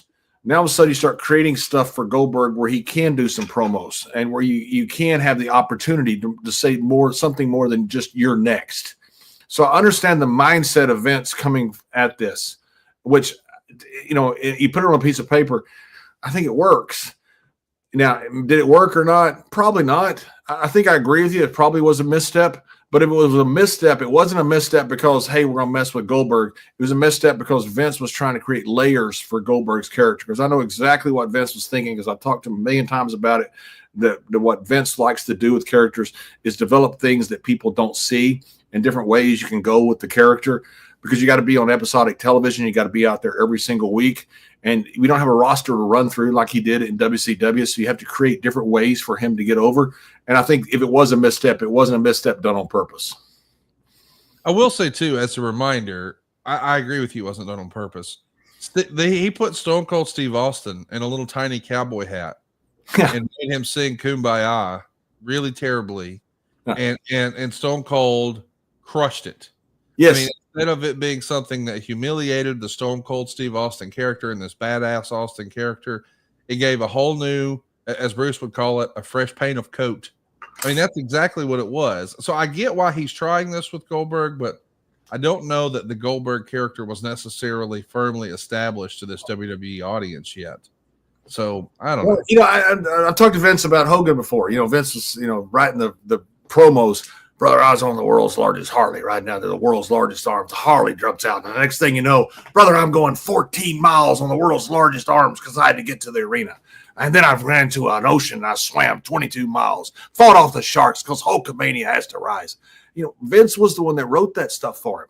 Vince was the one that wrote the crazy, crazy stuff for him. And I remember Vince telling me on the plane about some of the pushback from Hogan that, you know, this doesn't make any sense. And Vince was like, trust me on this. You know, Vince did a lot of things out there and had a great mind for this. And like we thing with the cowboy hat with Stone Cold, you know, Steve got it over. Same thing with this wig. You know, I think Vince was just sitting there trying to go a different direction and trying to create something for a guy that he thought was a huge star. I do want to mention that, man, if it wasn't for bad luck, they'd have no luck at all, because shortly after this is where we see the now infamous skit where Rock and Goldberg are going to have an interaction, and Goldberg's supposed to be chasing him in his badass car, his old school muscle car, and it blows the transmission, and he can't give chase in the car, so he jumps out and just runs after the Rock. I mean, this has to be one of the more monumental snafus in WWE history. You effectively have, on live television, had a prop go wrong here. You put Goldberg in an unwinnable position because The Rock just took off in a Hummer, and now I'm supposed to be chasing him in my muscle car. It won't crank. I'll just chase him on foot. It seems like if it wasn't for bad luck, we'd have no luck at all. How quickly did you realize, man, this damn thing is snake bit? I think with that, that's when I realized it. What a disaster. You know, that's why you like to do that stuff pre-tape. That's why you still like to do that stuff, you know, earlier in the day where you have the power of edit in case something like this happens. Remember the famous, DX bus when they went to blow it up? The first time they dropped it, it was the worst thing you've ever seen. It was like a little tink. It was like it barely went down a tink. And it was so freaking bad. Then with the power of edit, you see it go boom, boom, everything blows up. Live TV's rough, man. That's why a lot of people don't want to do it. When the match finally happens, Goldberg does get the win over The Rock, but I don't know that we properly built Goldberg the way we needed to. We do 349,000 buys on pay-per-view. That sounds like an absolute ton today in 2025, but it was the lowest of 2003, and the prior year's Backlash did 400,000 buys. This just feels like very quickly we realized the timing was off. I mean, is that really the story of Goldberg's first run, maybe more than anything else? Just right guy, right company, wrong time? Is that it? Yeah, I think it was. I think it was the wrong time for so many reasons. You know, the Backlash before was, Hogan. They had Hogan come back in that match with Rock, and that's a hard comparison. Goldberg's a massive star too, just like Hogan, but I don't think anybody can compare to Hogan. And when it's one of Hogan's last matches against this rising star, I think it's a pretty tough comparison. But I think the timing was just horrible. I mean, it was terrible. We were going from an Attitude Era to a PG era, and we're losing the biggest stars that we've had that have created this entire wave of completely full arenas, great TV ratings and all that. Goldberg comes in and, you might look at it and say, well, what would have been if Goldberg hadn't been there, which is impossible to measure. But that would be a better measure because, Vince is pulling in Goldberg because we are losing our ratings and we are starting to lose traction with a lot of things because of so many things that are happening in the world. Allegedly, there's some miscommunication and some frustration with Vince McMahon and Goldberg by June. Again, we're talking the Backlash pay-per-view is in April. And by June, man, it already looks like this thing is deteriorating further. There's reports that there was a dressing room situation before Raw went on the air on June 9th with Goldberg, Vince, and Chris Jericho. Allegedly, the problems with Goldberg really start with the wig skit. And then Rock is doing some promos, building Goldberg that I guess Goldberg didn't really love and felt like it made him look foolish. And it's even written here, sketchy details are available of everything that went down over the past week. But it is known that Vince McMahon at an agents meeting last week was very negative on Goldberg. This apparently came right after problems surfaced regarding Goldberg in the Insurrection pay-per-view. Goldberg had not been booked on the show, and at some point early in last week, decisions were changed. And they decided to do Goldberg and Kevin Nash versus Triple H and Chris Jericho as the main event. Goldberg was asked to do the match and apparently agreed, noting he was injured but still willing to go through with it. And whoever spoke with him then told him to not bother, and the card was changed, and they'll just put Scott Steiner in his place. But those plans change again. He's asked to make the trip. This time he's even more negative about it since he'd already been told he was being replaced, and he winds up not going. And I guess, as the story goes, when they get to Raw on June 9th, the script had, Jericho and Goldberg in some stuff that maybe Jericho and Goldberg were not really thrilled to do. I guess this was supposed to bury Goldberg, and there was supposed to be some back and forth, and I guess there's some hurt feelings about the script. Goldberg is refusing to do it. They're trying to work out a compromise. Do you remember hearing any of this? That this had come to a head creatively, and now Goldberg had a problem with the script. Does this ring a bell to you? No, it doesn't. And I got to point out here that this shit was written by some dirt sheet writer that wasn't there. That's true. Yeah. And so all this stuff about creative meetings, if this came from Bruce, or if this came from Bischoff, who was in a lot of them, or was in the know, I would put some veracity and truth behind it. I don't know if there's truth behind this or not. And when you say that it was written to bury Goldberg, I mean, you're reading that, and when people hear that, they go, "Wow, what a horrible thing to do." You can't read somebody's mind. I mean, did Vince tell you I'm going to write this and so I'm bury Goldberg? I mean, this was written by a guy who was Meltzer. I guess it was Meltzer, right? Yeah, is that right? Yeah, who's he's trying to report on what he has. But he wasn't there, and so he's taking his best guess. And, he's writing it as if he knows, which is what reporters do. It's his opinion. I assume that's the way it's written, but don't know. I would have issue with all of that. He wasn't in the creative meeting, and he didn't know they were trying to bury Goldberg. When people say Vince was burying people, Vince didn't do that. When Vince spent $1.5 million to sign somebody, he didn't bring them in for his own pleasure just to bury them. I know people. That's what people love to hear. Vince had some crazy ideas. Most of them worked, and when the ones didn't, they'll say, "Oh, that was because Vince wanted to bury the guy." No, it wasn't. It's because it was an idea that didn't work. Right. And, I know Goldberg, from what I understood, blown up a couple of times backstage. When you are at that position, and when you're young, I've been there. I quit one time. I literally quit the company one time. I was so mad. I was just a stupid, dumbass kid. And, you do things. When you're a high octane personality like Goldberg, like Jericho, like Nash, like I was, like all of us were. I don't know if any of us are anymore. And you're young like that. Look at what happened with, guys in the NBA when they're younger and NFL when they're younger. Things happen. Guys blow up. And, Vince was very good about letting guys blow up, bringing them in and talking to them and, smoothing things out. So I questioned, a lot of this as far as, did the person writing this, did they really know this? The fact Goldberg blew up, yeah, shit happens. It's what happens when you want something really bad and you're a young guy and you've been very successful your whole life and you're having adversity. And that's one of the reasons you conquer adversity, because you are passionate about it. And one thing Vince loved, when guys would blow up, Vince loved the passion because it meant you cared. And Goldberg cared. No doubt about that. He cares so much that it comes to a head with Chris Jericho again. They're getting ready to set up a match for Goldberg and Triple H at SummerSlam. That is the plan. On the way there, we're going to have a match with Chris Jericho and Goldberg.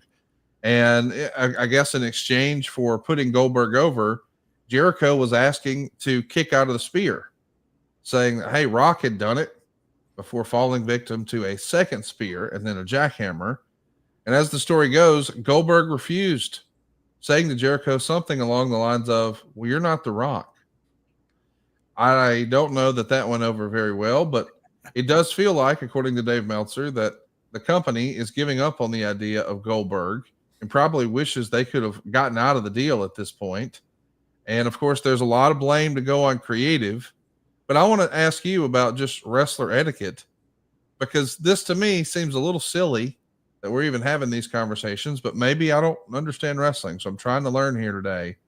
One guy wants to kick out of another guy's finish and cites that, well, that guy kicked out of the finish. Like, what are we talking about, John? Is this really the way these type of conversations happen? It's just hard for me to imagine that the guys in the business care about stuff like that, but this is a different era. Tell me what really is most likely to have happened in your opinion. I would have argued both sides. I would have argued Goldberg's side. Hey, I'm going to beat you with this because I'm trying to get myself over. I would have argued Jericho's side. Wait a minute. The Rock just kicked out of this. You're telling me I'm going to get beat by it? I've had this conversation, and I've seen this conversation, and I agree with that. I have no issue with that. I have no issue with the fact that you look at what people are doing compared to other characters, with other characters. You got to take care of yourself. It's like I talk about with wins and losses. If I see somebody out there who just got destroyed by somebody, my match is going to be constructed completely different now because of that. You say, well, it's a work. Yeah, but it's even in TV shows. You know, you got your great guy here, and you've got your mid-card guys here. It's all about, and all of a sudden they beat somebody. Then all of a sudden they become the guy that is facing off with the top guy. But if they lose, I mean, I agree that you hurt yourself. And so I agree with saying, wait, this guy did it, and you want me to lose to it? I have no issue with that. Now, do you not? Do you not see that? Do you not agree? No, I definitely agree with you. I just, the idea, that feels like a fan conversation to me. Oh, right. This guy kicked out of well, he can kick out because that guy kicked out. I'm like, boy, are we really spending that? Like, what makes the most sense for the story is where I would automatically go. But I also understand that I'm saying that as a guy who's never actually, been paid based on the house, and my push is based on how I'm winning and losing. I get that for your character, all of that stuff really matters. But I'm thinking, as a fan, I don't know that I ever, whether Jericho kicked out of the spear or not, would have never mattered to me as a fan, if that makes sense. Right. Like, at that point, like, we've seen people kick out, so it doesn't matter whether he does or doesn't. Like, sometimes he does, sometimes he doesn't. But that, to me, like, now in the modern era, John, we see guys hit their finish like fucking 7 times in a match before it leads to the pin. You know what I mean? So, like, everybody kicks out of everything now. What are we talking about? Yeah, but like that's because they don't take care of their finishes. And look, I understand sometimes, and I see some guys that have taken care of their finishes. In big matches, they'll hit the finish, and it's a great false finish. I have no issue with that. But a lot of guys are going to take care of their finish.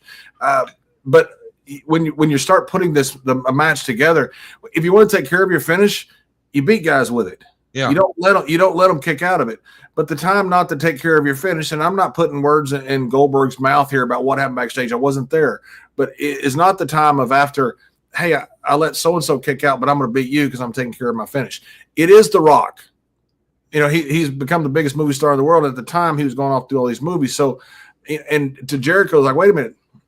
I've been champion too. I beat Rock. And so I do understand. I just literally understand both sides of this. And I think fans, they may like to make this argument. It may sound like two smart marks bickering, but to fans, they do subconsciously notice this stuff.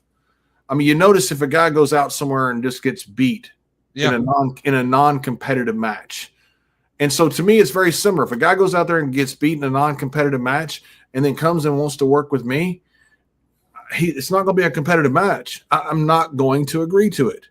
Now, if you're sitting there saying, okay, we want to make this guy and we want to bring him back up to a competitive level, I get that. Now it's about him. It's not about me. And that's what the match needs to accomplish. Sometimes matches are not designed to be good. Sometimes the matches are designed to accomplish something. And it depends on what the match wants to accomplish. But when you got just two guys that are worried about taking care of themselves, I have no issue with either side of this argument. It's so fascinating to me to have these type of conversations, because it's a conversation inside of a conversation about wrestling. And man, everybody was talking about Linda McMahon on one of these conference calls. WWE used to do these quarterly financial calls. They still do, but Linda McMahon used to appear on these. And she was taken to task by one of the callers who said, Linda McMahon claimed they were getting creative in order, after which Roger Schaefer said, quote, "You've been just like WCW with the old retreads and not pushing newer talent," end quote. When talking about the promises and previous calls about creative improving, he said, quote unquote, "It's just not happening." And Linda McMahon responded by saying the company brought back Bill Goldberg, but that he was, quote, "disappointing compared to what we expected him to be."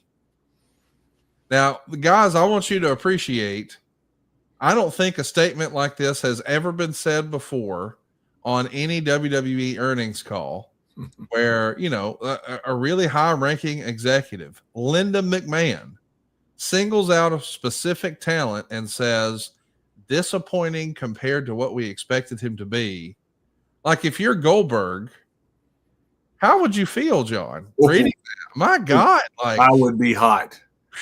I would be furious. Absolutely furious.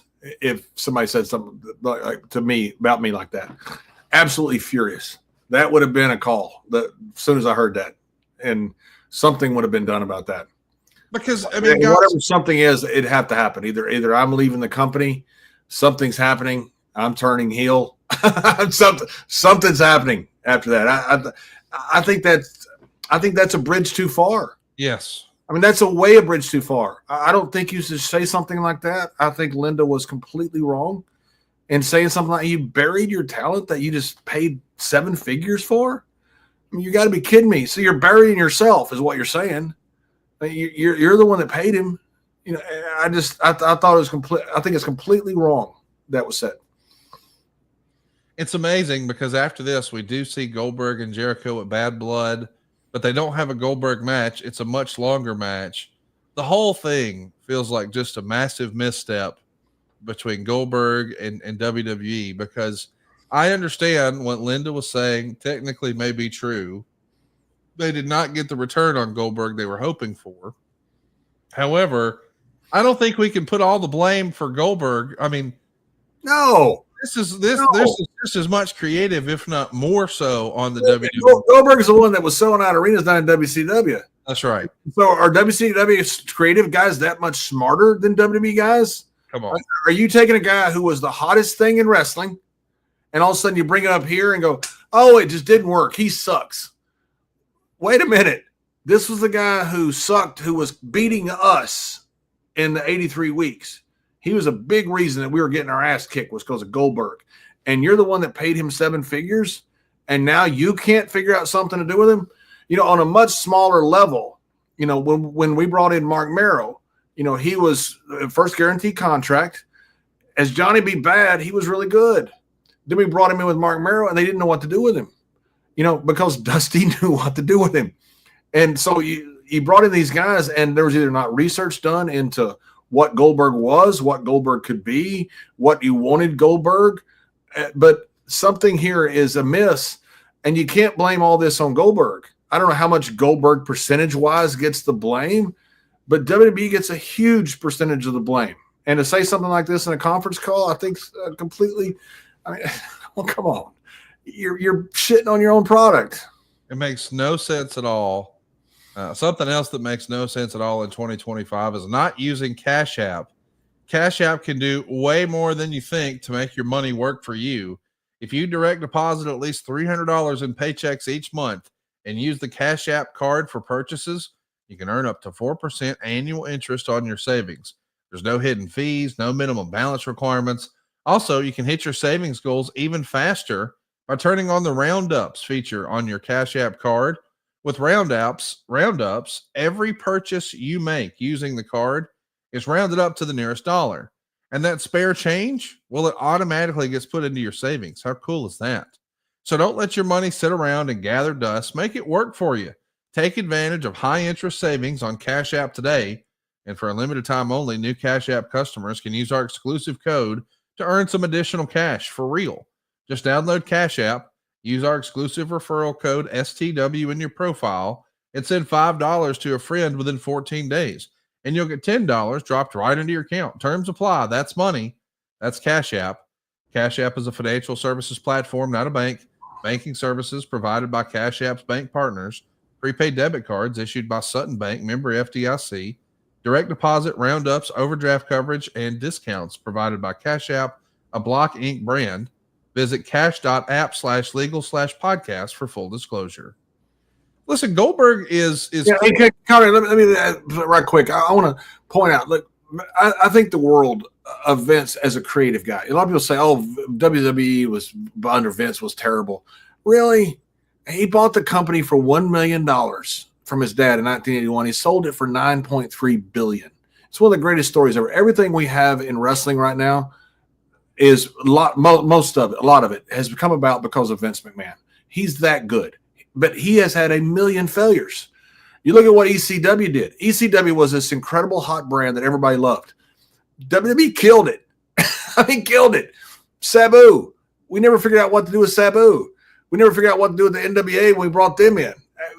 We've not done Invasion as well. WCW Invasion was horribly done. There's been a lot of failures that WWE has had. Overall, is Vince, in my mind, the greatest creative guy ever. It's not even close. Nobody's arguing for first. People are arguing for second. But they made a lot of mistakes. And one of those mistakes was they didn't know what to do with Goldberg. Yeah, they really didn't know what to do with Goldberg. And man, the timing of everything. I mean, we've sort of addressed the elephant in the room. This feels like Murphy's Law. If it can go bad with this first run and scoring two, we set it up and we announce it. SummerSlam, Los Angeles. We're going to have a press conference July 22nd, and we're going to get these guys face to face. There's a couple hundred fans in the building. Eric Bischoff's there, and they're announcing this huge match. It is a dream match. Triple H and Goldberg.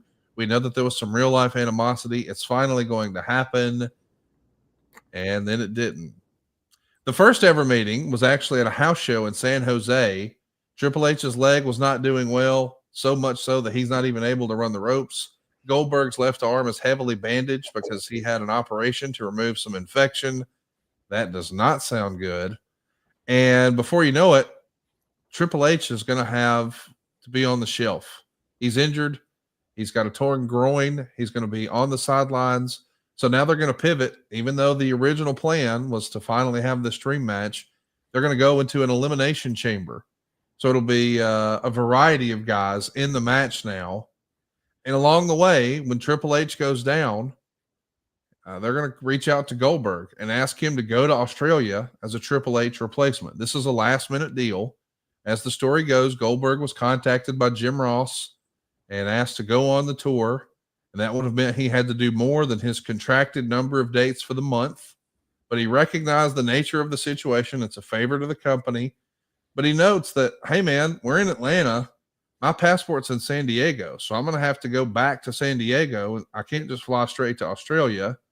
And that would have meant maybe he misses the first show. And, well, it's just a snafu.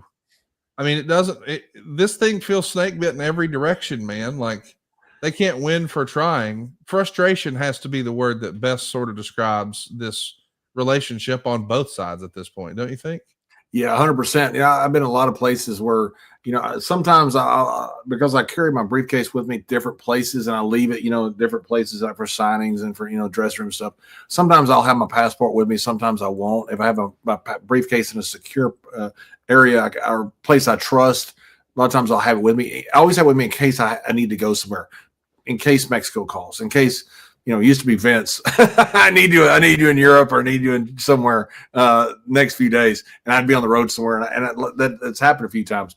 I'd always carry it with me. But a lot of times I'll leave it at home. If I know I'm just going, this past weekend, I go down to see you in Dallas, had a great time. And then I went up to Detroit and was with Ron for a signing up there. And I didn't have my passport with me. So if somebody would have called me and gone, wait a minute, I got to go back and get my passport. That's just bad luck. Yeah. I mean, that happens. I mean, there's a reason that Goldberg, is sitting there saying, why did he have his passport in San Diego? Just what I told you. You don't always want to travel with it because it's a valuable thing that you don't want to lose. And so, just bad luck. And so, yeah, everything that Goldberg did was snake bit during this time. He had to be thinking, what in the world have I done to the gods of fate, because they are against me? When we finally get the Goldberg SummerSlam match, it's not a singles match against Triple H. It is this elimination chamber. But when it comes down to it, Goldberg's going to take a sledgehammer shot from Triple H when he's going for a spear, and it's a 1, 2, 3. Hunter's going to retain. Now, the next night on Raw, Hunter agrees to give Goldberg a one-on-one title match at Unforgiven, but only if Goldberg puts his career on the line. So we're finally going to get Unforgiven, title versus career.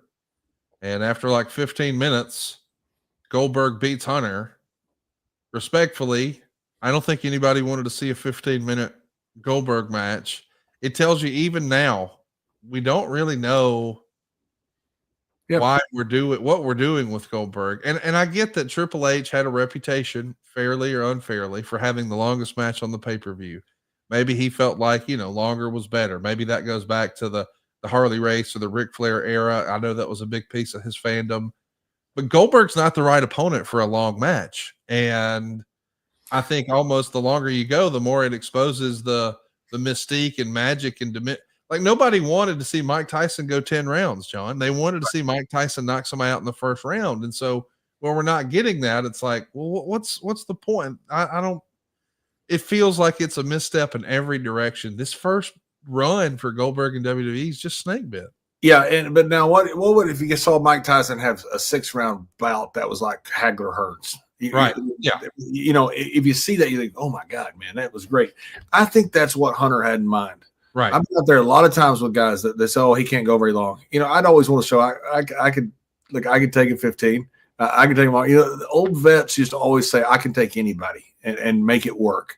And I think that's what Hunter wanted to do. In fact, I can't read his mind, but I've been in that situation so many freaking times that I know exactly what Hunter's thinking. Look, I'm going to show you we can go 15. And I guarantee that was the mindset going into it, not to expose Goldberg, but to make Goldberg. And but you're right. People don't want to see Goldberg in long matches. There's a huge difference, and there's a huge difference in people, by the way. There's no one like Brock Lesnar. And as great as, Goldberg's a terrific legend, but here's a guy who's the UFC champion and WWE champion, NCAA champion, all that stuff. But WWE knew how to manage Brock Lesnar because they brought him in. They brought him up. They brought everything about him. So Brock could wrestle 3 or 4 times a year, and you did great things with him. Now, a lot of that had to do with Brock, but they did great things with Brock because WWE understood Brock completely because he came in under WWE's system. He came in under Vince. He came in. He was built up. All this stuff that he's done, WWE knew him. WWE didn't know what to do with Goldberg because they didn't know his background. I guarantee you, Vince had never seen a Goldberg match. Vince didn't watch the competition. He got reports from Howard Finkel or from some of the boys about what the competition was doing. Vince didn't watch that stuff. He didn't watch guys until they came in. He didn't watch guys until they were WWE guys. So we had no idea what to do. WWE had no idea what to do with Goldberg. As compared to, say, Brock, where you could bring him in for 2 or 3 matches a year, you knew exactly what to do with him because he was your guy and you knew everything about him. They didn't know about Goldberg. And so I think that was a big reason that the ball was being dropped. Listen, there's a word that gets thrown around a lot in wrestling that fans will villainize. I don't know that the guys inside the industry do, but people always like to throw around the word, oh, so-and-so was a politician. Oh, he was playing politics.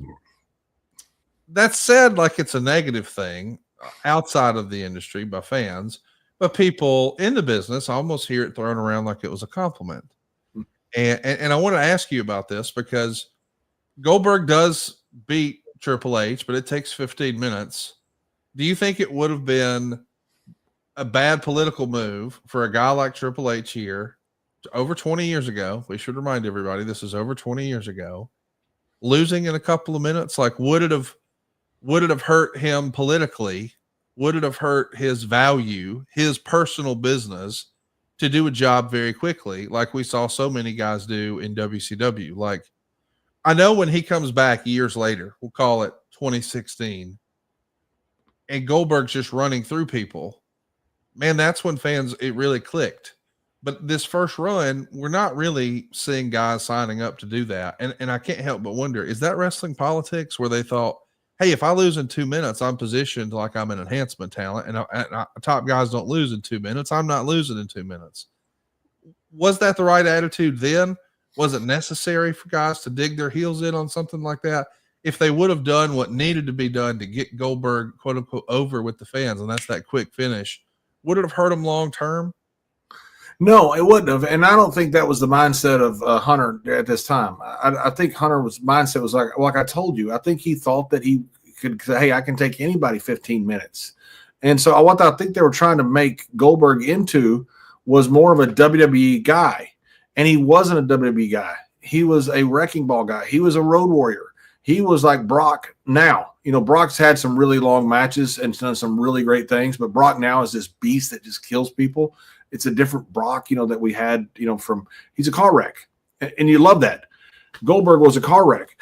We weren't positioned, or at least we're trying to make Goldberg into something that he wasn't. And I think that was what it was, more so than guys saying, hey, I'm sticking a stake out on my turf. I'm not putting you over in 2 minutes. They were all trying to make Goldberg into something that he wasn't. And what got him over was the short violence, the Road Warriors coming out there, Mike Tyson, they were out there and just all of a sudden it's absolute carnage. It's violence. Do not blink. Do not go to the bathroom. Do not go to the concession stand. This is going to be over quick. Somebody's getting beat up. One of these two guys is, and it's going to be very entertaining. And I think that was the problem more than guys sticking their stake in the ground saying, I don't think I should lose quick. You're losing. And I think guys, the problem was where we were trying to take Goldberg to. And that wasn't Goldberg. That wasn't the essence of what made Goldberg such a star. And that's why I say WWE didn't know who Goldberg was.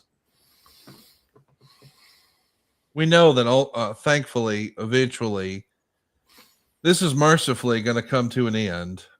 Goldberg's time is going to finish up with WWE, and it's going to happen around the same time that Brock is leaving. And we're going to have one of the more memorable moments in WrestleMania history. We're talking about WrestleMania 20, where through a series of crazy coincidences, Brock Lesnar's leaving, and so is Bill Goldberg, and Stone Cold Steve Austin is your special guest referee. I mean, what we have here is the two top stars, top guys from the Attitude Era.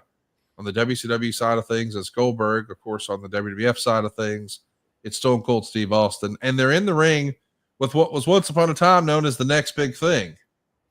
And the only person sticking around after this show is the guy who's not wrestling anymore, our special guest referee.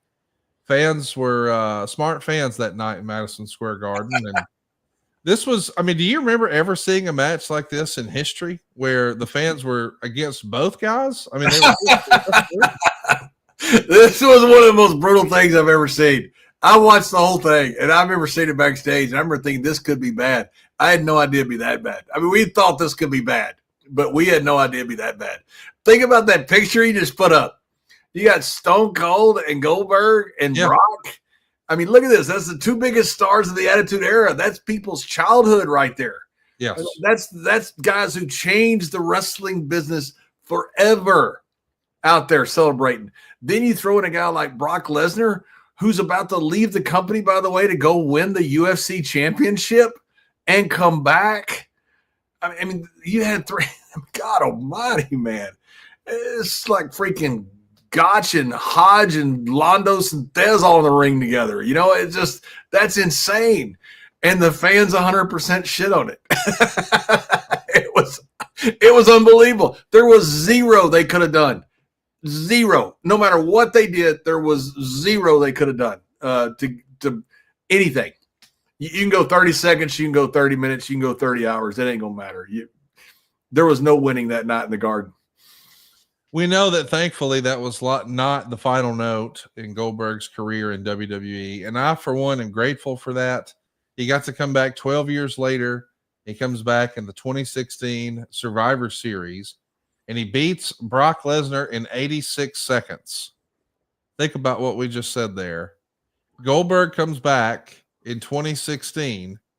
This is after Brock Lesnar has taken John Cena and Roman Reigns and everyone else to Suplex City, bitch.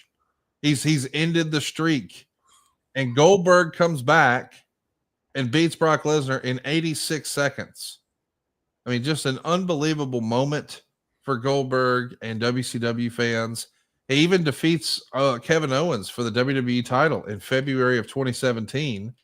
That sets up a rematch with Brock Lesnar for the title at WrestleMania 33 in Orlando, which Brock wins, but still, what a fun return. It feels like the second bite at the apple. Man, they got it right with Goldberg and WWE. He finally takes his rightful place in the 2018 WWE Hall of Fame. He's going to make some sporadic appearances for the company, including a Universal title victory over Bray Wyatt or The Fiend in Saudi Arabia, before dropping it at the COVID WrestleMania to Braun Strowman. Of course, the original opponent was supposed to be Roman Reigns, but COVID had other plans. And Goldberg has made appearances since, and obviously we know that it feels like maybe he's had his last match now with WWE, or at least his last match in Atlanta. What do you think Goldberg's legacy will be in professional wrestling? And did WWE allow him the opportunity to finish the right way, do you think, a fitting end to his legendary career? Yeah, and I know he was upset about I don't know what Vince McMahon told him about getting the last match. I think he was has said that Vince said he was going to give him a last match, and he didn't. I have no idea, what all was said between Vince and Bill with that. I know he wanted this match that he just had this past weekend, but I thought they took care of him in 2016 and 2017 and 2018. That's what they should have done with him in 2000, 2003, 2004. You could have had him for 10 years if you had him like that. And again, it's how you get beat. 86 seconds, Brock Lesnar lose after he took John Cena and just suplexed him like a rag doll all over SummerSlam. I called the match. I was like, Jesus Christ, stop this thing. It was unbelievable. It's how you lose. And it didn't hurt Brock. It actually made the rematch. That's how they should have had Goldberg the whole time. So to me, I thought what took care of Goldberg's legacy so much more than this match that he just had. And congratulations, by the way, because I thought he did a great job. And I thought everybody did a great job. Was what they did with him here. Because you showed what Goldberg is, not was, but showed what Goldberg is. I think his legacy goes down as one of the greatest draws of all time. And it goes down in a cool way that here's a guy who didn't come through the territories. Here's a guy who didn't really go through just kind of wrestling schools and trying to find out what to do. Here's a guy who played pro football, who's got this great look, obviously a great athlete, and he just caught fire. And it was inexplicable. Why was it him and why was it not somebody else? I think it's because of him. And he was the one thing. People, always bash Eric when they bash him. Oh, you guys didn't create stars. Bullshit. That guy kicked our ass. He was a big part of the 83 weeks when we're losing. And then all of a sudden, they don't know what to do with him after he loses to Kevin, just like WWE didn't know what to do with him when they brought him in the early 2000s. I think his legacy goes down with one of the greatest parts in history. I tell guys all the time, Conrad, I see different signings and stuff. Man, we were so lucky. We were so lucky that we didn't labor in obscurity. A lot of territories were not that widespread. And while you had a lot of stars in, huge, smaller territories, didn't make a ton of money, we got to be there during the Attitude Era. We got to be there after that, for the Ruthless Aggression Era. We got to be there for all these huge ratings that people remember for the rest of their life because it was such a big part of their childhood. People remember Goldberg for the rest of their life because that was when ratings were so freaking good. I mean, when Stone Cold and Goldberg were going at it on different shows, you had Monday Night Football talked about moving Monday Night Football somewhere else because we were killing them with the ratings. Wow. That's an incredible legacy. It really is. And listen, everybody was a big Goldberg fan at some point. And I got to ask, with the benefit of hindsight, is there a match WWE could have made that would have been a bigger match? I mean, I, for one, think about The Undertaker. And I know that they had a match in 2019 that didn't go exactly according to plan in Saudi Arabia. But I mean, way back when. Yeah. When he was positioned as this unstoppable monster from WCW. Well, at different times, The Undertaker was that guy in the WWE. So if by that point, Stone Cold Steve Austin was no longer doing a lot of in-ring action and we couldn't really get Goldberg versus Austin, which I do think a lot of fans considered a dream match. Yeah. Undertaker would have been one. Is there another one that you think in an alternate universe, man, that could have been cool?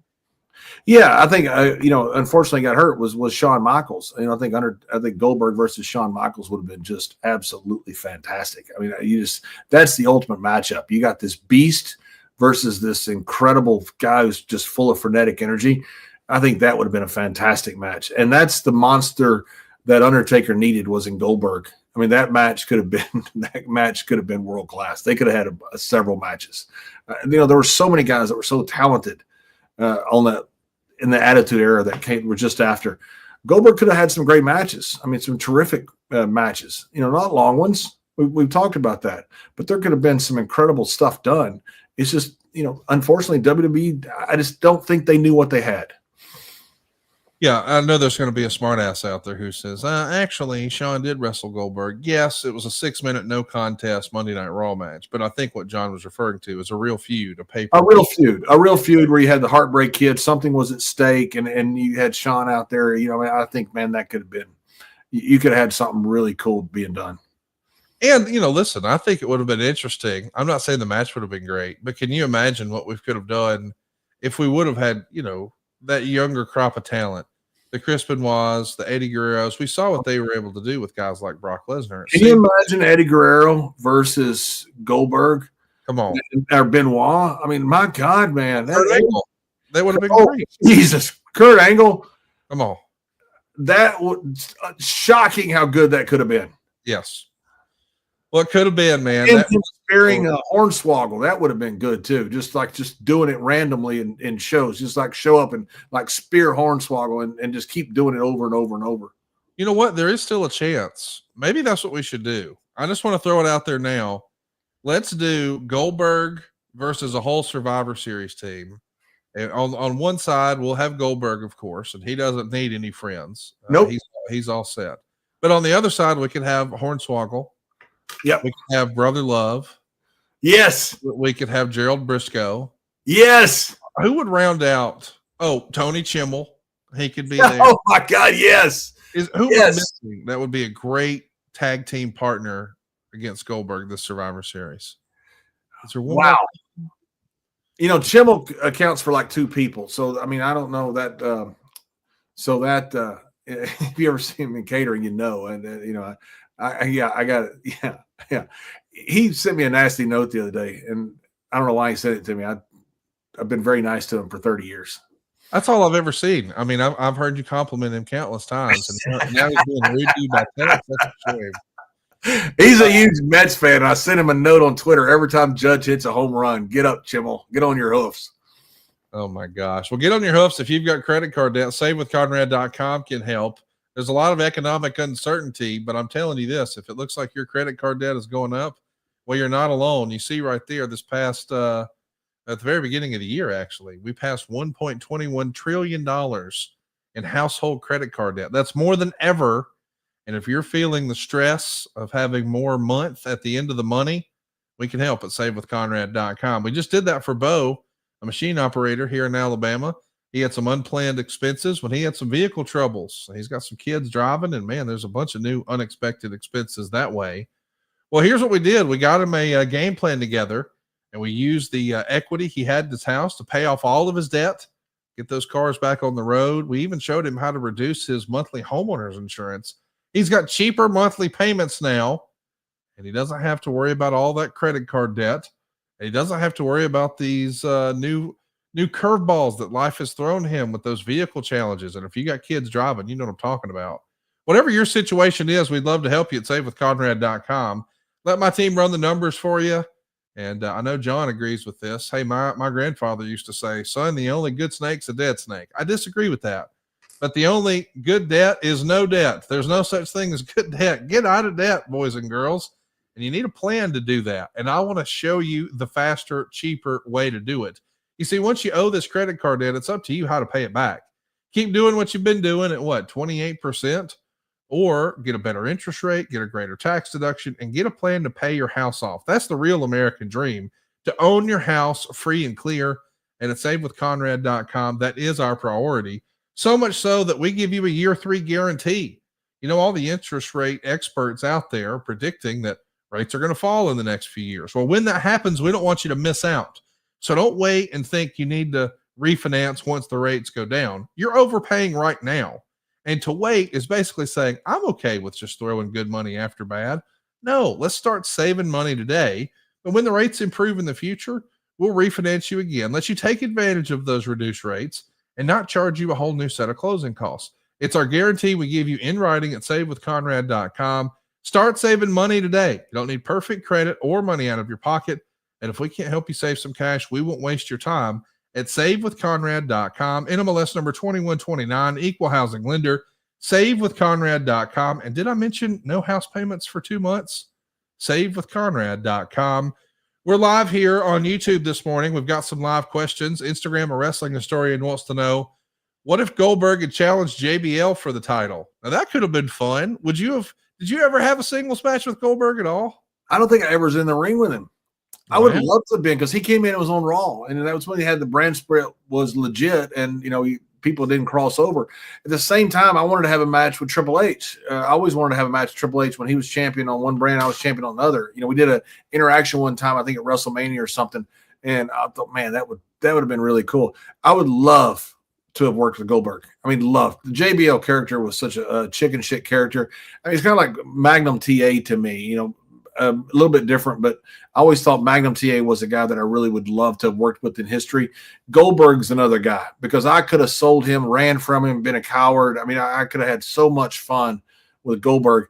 And, when you're a big guy, I was, 280, 300 pounds at my peak. You need a guy like Goldberg to be a monster to really be scared of. And that would have been a lot of fun to be out there with Goldberg. That's a great question, but I would have loved that.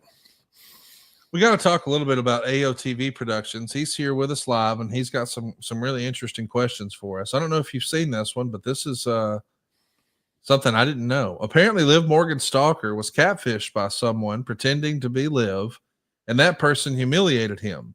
So Liv's stalker wanted to, quote unquote, get even with her. What do you think of this?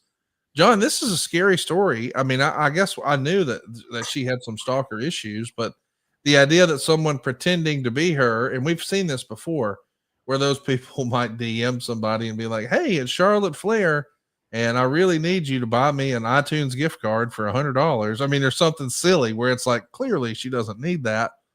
But this is kind of a scary thing, that now this person who clearly has some mental stuff going on thinks he's really communicating with Liv Morgan, the real life Liv Morgan, and he's out for revenge.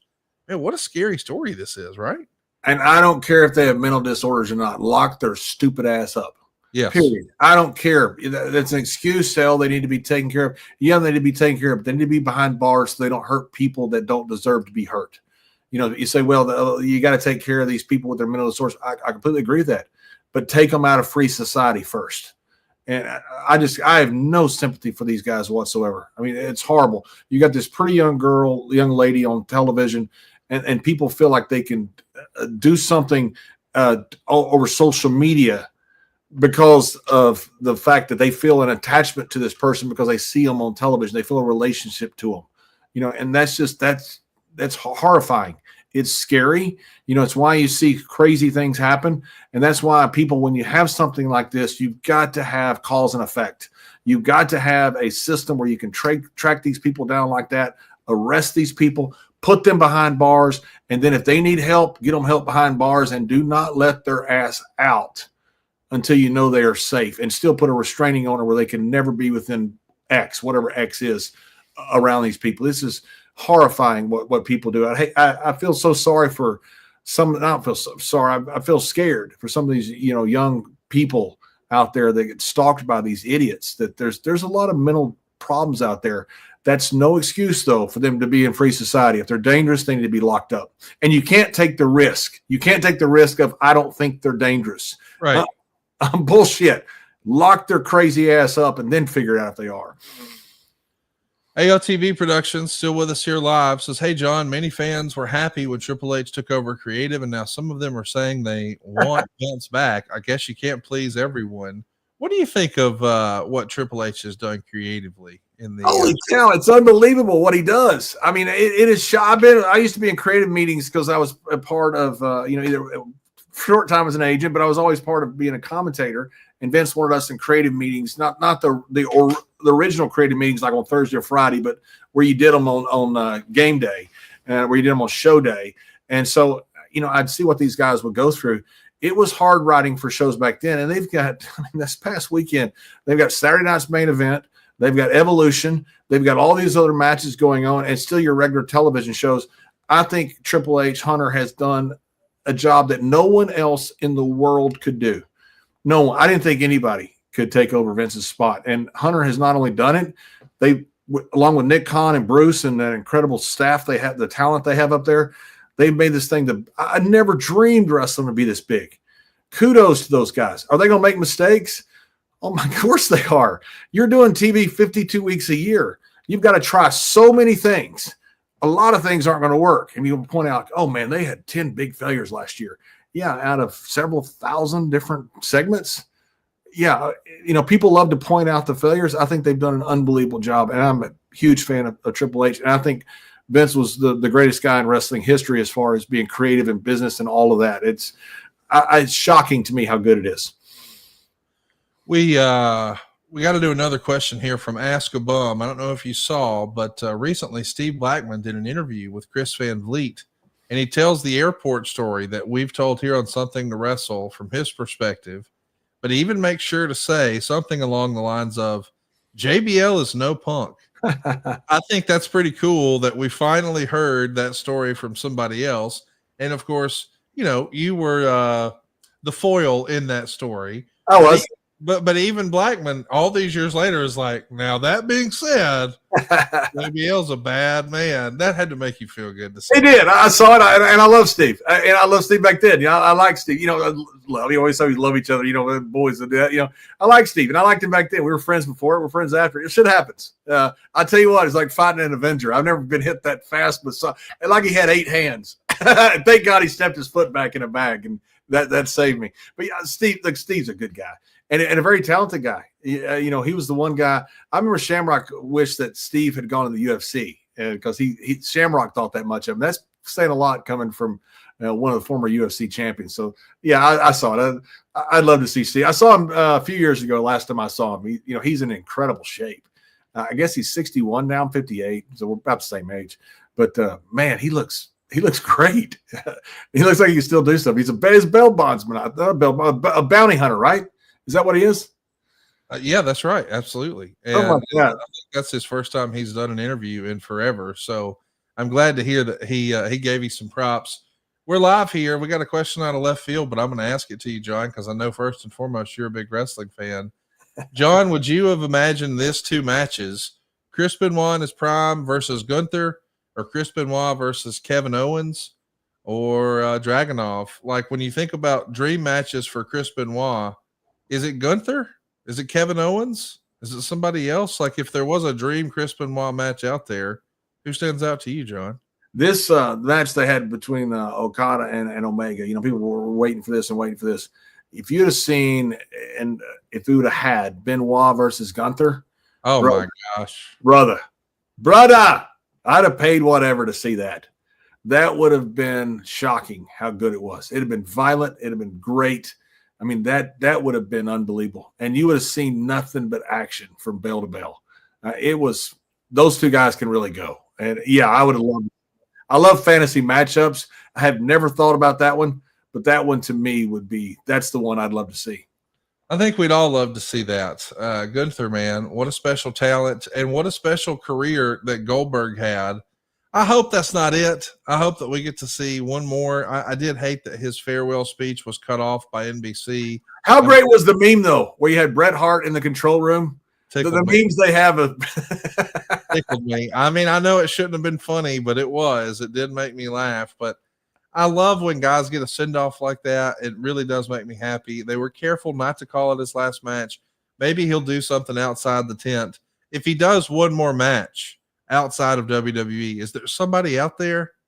Hey, you know what? How's that shoulder feeling? You think, I mean, you said you've never been in the ring with him. Maybe one more clothesline from hell for Goldberg? What do you think? Hey, I'd be happy to go for the clothesline. As Stan, you say, how about I duck yours and hit you with mine?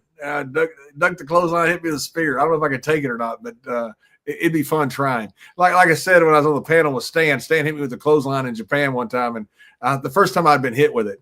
And I thought, oh, it's so cool. I got hit with Stan Hansen's clothesline. And I thought, I can't feel my feet. Oh God. So he might actually break me in half. There might just be dust left in the ring, but that would be fun. Hey, if we had a live look into Dallas right now, do you think Kevin Von Erich's still sitting on his microphone? We'll find out the answer to that and more next week right here on Something to Wrestle with Johh Layfield.